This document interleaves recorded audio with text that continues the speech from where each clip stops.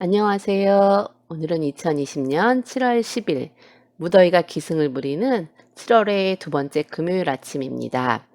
이 동영상 강의를 들으시는 학생님들은 성인문해 교과서 중학 1학년 교재를 갖고 들으시면 도움 많이 됩니다.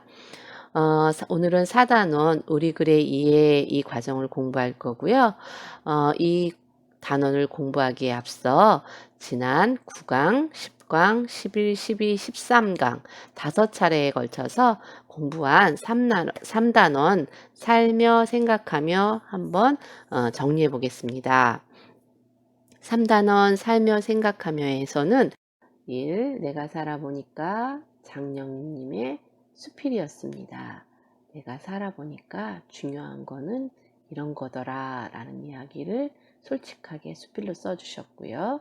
2. 마음속에 떠오르는 그림, 여기에서는 3편의 글을 통해서 심상에 대해서 공부했습니다. 청각적, 시각적, 후각적, 촉각적, 공감각적 심상, 심상이 무엇인지에 대해서 공부를 했고요. 3. 일기. 일기는 김용택 선생님의 교단 일기로부터 하루 일상을 그리고 또 그 가운데에서 솔직하고 또 자기 성찰을 이루는 일기를 저희가 공부했고요. 그 다음에 4. 편지. 편지에서는 조선시대에 쓴 원희 아버지에게 라는 편지와 우리와 같이 문예학교에서 공부하는 분의 편지를 통해서 쓰는 형식에 대해서 공부를 했습니다. 이렇게 수필과 시와 일기와 편지는 내 감정을 표현하는 방법을 배우는 거고, 특히 이제 다양한 글감으로 다양한 형식으로 나를 표현할 수 있다라는 것을 공부했습니다. 그리고 이제 내 생각을 적는 일기, 그리고 다른 사람에게 생각을 전하는 편지, 나의 삶을 돌아보고 성찰하는 수필, 그리고 감성을 풍부하게 표현해보는 시, 다양한 이렇게 글에 대해서 공부했습니다. 그리고 이어서 오늘은 4단원 우리 글의 이해 공부하겠습니다.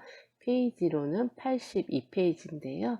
아마 쪽수는 안 써 있을 거예요. 82쪽이고요. 4단원 우리 글의 이해 1. 한글 2. 한글의 잠과 모음 3. 맞춤법의 이해 4. 바른 문장 쓰기. 이 4개의 글을 통해서 우리가 어떤 것을 중심으로 배울지에 대해서 정리해 놓은 글을 읽겠습니다. 바로 옆쪽입니다. 읽어보겠습니다. 우리의 한글은 세계에서 가장 과학적이고 실용적인 문자입니다. 만약 한글이 없었다면 우리는 우리의 생각과 느낌을 표현하는데 많은 어려움을 겪었을 것입니다. 따라서 한글의 소중함을 아는 것은 중요합니다. 한글은 일정한 규칙과 약속을 정해놓고 있습니다. 이 규칙을 지키지 않는다면 혼란스러울 수밖에 없습니다. 따라서 어문 규정을 올바로 이해하고 활용하는 일도 매우 중요합니다. 과학적이고 실용적인 문자, 이 문자로 인해서 우리는 우리의 생각과 느낌을 표현하고 있습니다. 그래서 우리 삶에서 글은 매우 중요합니다. 그런데 이 글에 규칙과 약속이 있다는 거예요. 이 규칙과 약속을 어문규정이라고 하는데, 어문규정을 이해하는 단원이라고 했습니다. 자, 그러면 84쪽 보겠습니다. 1. 한글 학습 목표. 우리 글 한글에 대해 알아보고 우리 글의 우수함에 대하여 생각하여 본다. 우리 글에 대한 우수함 많이 들어봤죠? 우리 글이 우수하고 과학적이라고 하는데 왜 그런지 구체적으로 배울 수 있는 단원인 것 같습니다. 밑에 사전 활동 보겠습니다. 다음 글을 읽고 한글의 우수성에 대하여 생각하여 봅시다. 컴퓨터 자판에서 모음은 오른손으로, 자음은 왼손으로 칠 수 있는 유일한 문자는 모음은 오른손으로 치고요. 자음은 왼손으로 친대요. 이런 유일한 문자가 있대요. 딱 하나밖에 없는 문자라는 거죠. 이동전화의 한정된 자판을 능률적으로 운용할 수 있어 디지털 시대의 총화로 떠오를 문자는 디지털 시대, 지금 이제 코로나로 인해서 더욱 디지털 시대로 앞당겨 왔습니다. 이제 스마트폰도 더 열심히 배워야 될 것 같고요. 이 디지털 시대를 배우지 않으면 이 현대를 살아가는데 더 어려움이 많은 그런 시대가 왔습니다. 그런데 거기에 가장 능률적으로 운용할 수 있는 그런 문자 체계래요. 그게 뭘까요? 다음, 발음기관의 움직임과 작용, 음성학적 특질을 본떠 만들었으며 음양오행의 철학적 원리와 하늘, 땅, 사람의 존재론적 구조를 담고 있는 문자. 발음기관의 움직임에 따라서 만들었고요. 음성, 소리의 특징을 본떠서 만들었대요. 음양오행, 우리 그 철학에서 많이 배웠는데 이런 철학적인 원리와 하늘, 땅, 사람, 하늘과 땅, 사람, 이 우주의 가장 중요한 이 세 개의 존재를 가지고 그 구조를 담아서 문자를 만들었대요. 정말 훌륭한 문자입니다. 그 다음에 영국 리스 대학교의 제프리 샘슨 교수가 기본 글자에 획을 더해 동일 계열의 글자, 기역, 쌍기역, 키읔을 만든 독창성은 어떤 문자에도 볼 수 없다고 칭송한 문자. 영국의 제프리 샘슨 교수님이 극찬을 했다는 그 글은 무엇일까요? 그거는 답이 한글이라고 나와 있습니다. 그 밑에 노란색 읽어보겠습니다. 한글은 인류의 다른 어떤 문자보다도 과학적이고 활용하기 편리합니다. 훈민정음 창제 당시의 상황에 대한 글을 읽어보고 한글의 창제 배경과 한글의 우수성에 대해 생각하여 봅시다. 한글을 만들어낸 배경 그리고 우수성에 대해서 생각해 보라고 합니다. 그럼 85쪽 보겠습니다. 훈민정음 서문. 서문이라는 것은 글의 앞쪽에 있는 글을 뜻하는 거예요. 우리 보통 책을 보면 목차가 있고요. 목차 전에 이 책은 왜 썼는지 그 이유에 대해서 앞에 이제 설명하는 글이 있거든요. 이런 글을 서문이라고 합니다. 이 훈민정음은요, 우리 국가의 보물 제70호라고 합니다. 네, 한번 읽어보겠습니다. 우리나라 말이 중국과 달라서 문자를 가지고 서로 통하지가 않는다. 그러므로 어리석은 백성이 말하고자 하는 것이 있어도 끝내 그 뜻을 펴지 못하는 자가 많다. 내가 이를 가엾게 여겨 새로 28자를 만들었으니 사람마다 하여금 쉽게 배워 매일 사용함에 편하게 하고자 할 따름이다. 네. 훈민정음 서문에 이렇게 쓰여 있다고 합니다. 우리나라 말이 중국과 달라서 문자를 가지고 서로 통하지가 않는데요. 말은 다른데 그 당시에 한 중국 글을 문자를 쓰고 있었다는 거예요. 말은 다른데 같은 문자를 쓰니까 얼마나 헷갈리고 어려웠을까요? 그래서 내가 이를 가엾게 여겨. 내가 누구일까요? 내는 세종대왕님이시죠. 세종대왕님이 백성을 가엾게 여겨서 28자, 처음엔 28자였다고 합니다. 28자를 만들었고, 그래서 이거를 매일 외워서 편하게 사용하라고 이렇게 서문에 적혀 있다고 합니다. 그 다음 86쪽 보겠습니다. 훈민정음 완성되다. 28자의 잠모음 체계, 누구나 쉽게 문자 혜택, 일부 지식인들 반대 상소, 전면 보급에는 시일 걸릴 듯. 1446년 9월, 우리도 우리말을 정확히 표기할 수 있는 문자를 비로소 가지게 되었다. 지난 1443년 세종의 주도로 만들어졌던 우리 글자 훈민정음이 3년간의 검토 과정을 거쳐 전국에 반포된 것이다. 네, 여기까지 28자의 잠모음 누구나 모두 사용할 수 있도록 1443년에 시작해서 1446년 9월에 반포를 했다고 했습니다. 그 이름은 훈민정음. 훈은 가르칠 훈, 민은 백성민, 정은 바를 정, 음은 소리음. 가르칠 훈, 백성민, 바를 정, 소리음. 백성을 가르치는 바른 소리라는 뜻을 가진 훈민정음을 1446년 9월에 반포를 했다고 합니다. 이어서 읽겠습니다.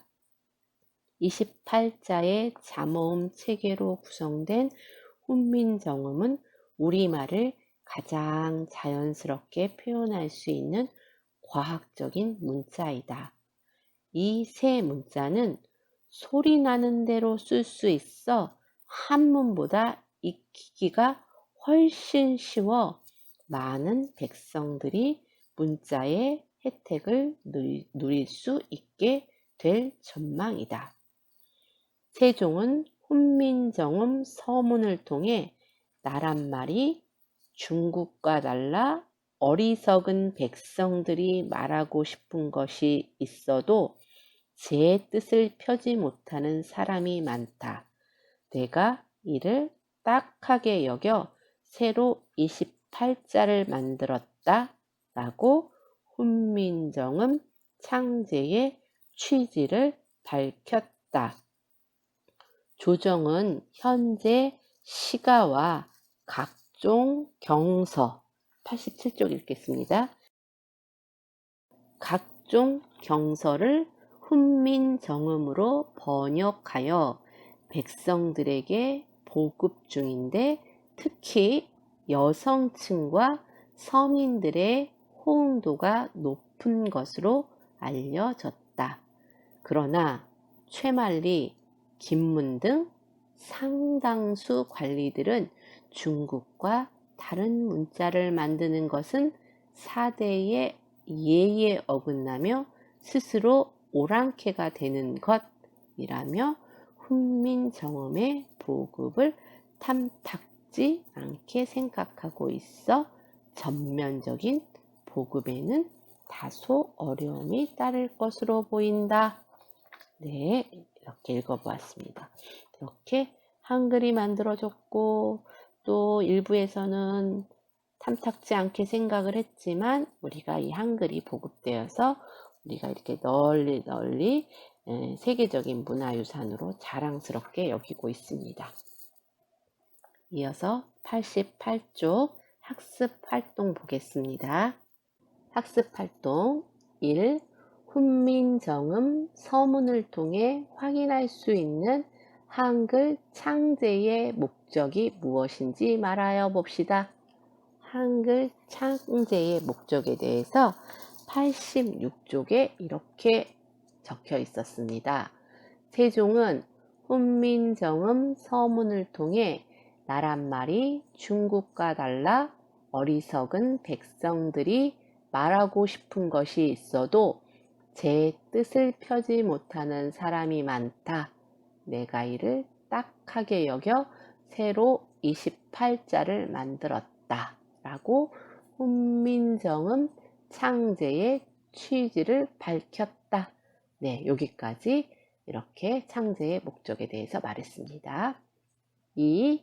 한글이 없었다면 우리는 우리의 말을 어떻게 글로 표현하고 있을까 생각하여 봅시다.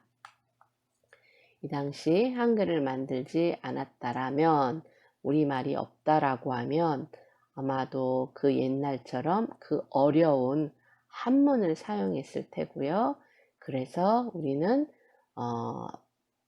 글을 못 쓰는 사람이 더 많았을 것 같습니다. 그리고 아마도 글보다는 그림이나 이런 걸로 서로 이야기를 나누지 않았을까, 글로 표현하지 않았을까라는 생각이 듭니다. 그 다음에 3번, 한글이 갖는 우수성에 대하여 생각하여 보고 서로 이야기하여 봅시다. 앞에 여러 차례 한글은 과학적이다, 과학적인 체계로 이루어졌다 이렇게 얘기를 했고요. 그리고 그 무엇보다 독창적이다, 소리 나는 대로 쓰는, 소리 나는 대로 모든 소리가 다 표현되는 그런 문자는 우리나라가 유일하다, 우리 한글이 유일하다, 굉장히 독창적이다 이렇게 얘기를 했고요. 그리고 뿐만 아니라 경제적이다.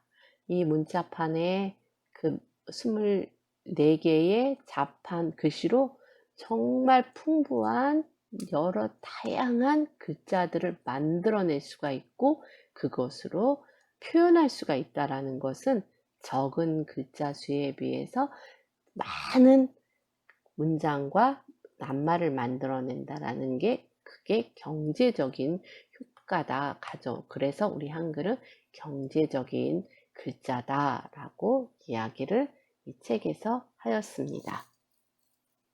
그 다음 89쪽 쉬어가기 읽어보겠습니다. 낱말 만들기.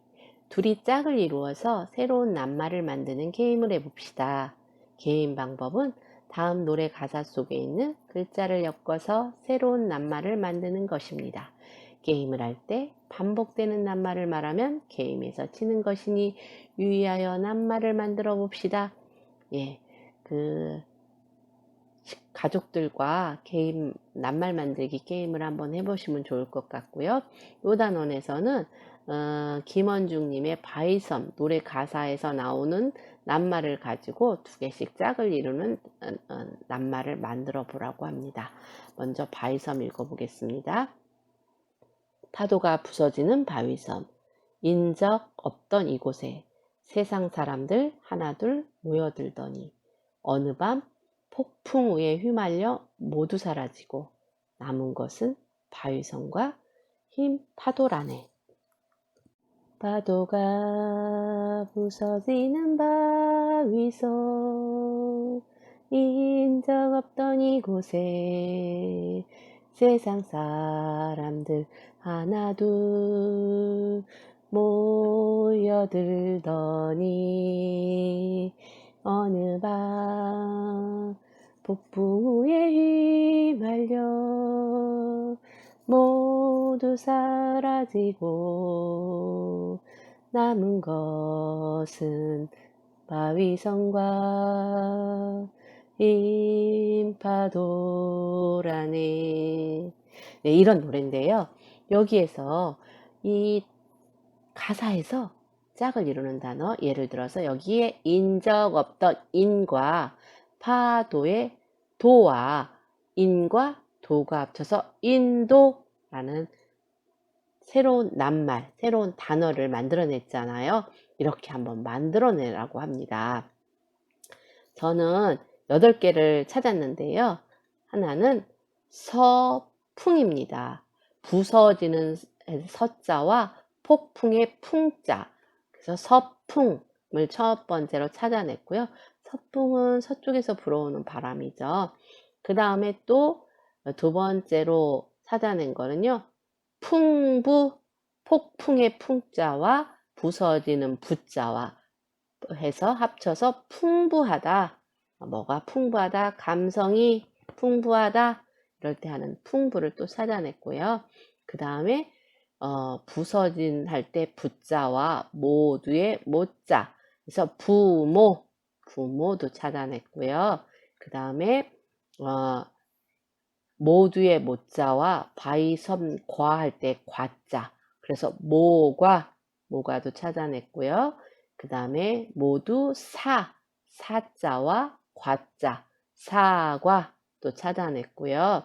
그 다음에 사라지고 할 때 사자와 바위섬의 위자와 해서 사위도 발견했고요. 그 다음에 부서지는 부자와 모두의 두자, 그래서 두부도 찾아냈고요. 거꾸로 하면 부두도 되죠. 그 다음에 마지막으로 모두 사 할 때 사자와 남은 은자와 은사를 찾아냈습니다. 사은도 되겠죠. 지금 가사로 많은 낱말을 찾아보았는데요. 이렇게 낮자가 또 다른 낱말로 만들어지고 낮자마다 소리가 있고 또 다른 낮자를 만나서 또 다른 낱말이 되는 것, 이런 체계로 되어 있는 글은 그렇게 많지 않다고 합니다. 우리 한글이 이런 면에서는 가장 우수하고 과학적이라고 합니다. 오늘 한글에 대해서 공부했고요. 다음 시간에는 한글의 자음과 모음에 대해서 공부하겠습니다. 수고 많으셨습니다. 안녕히 계세요.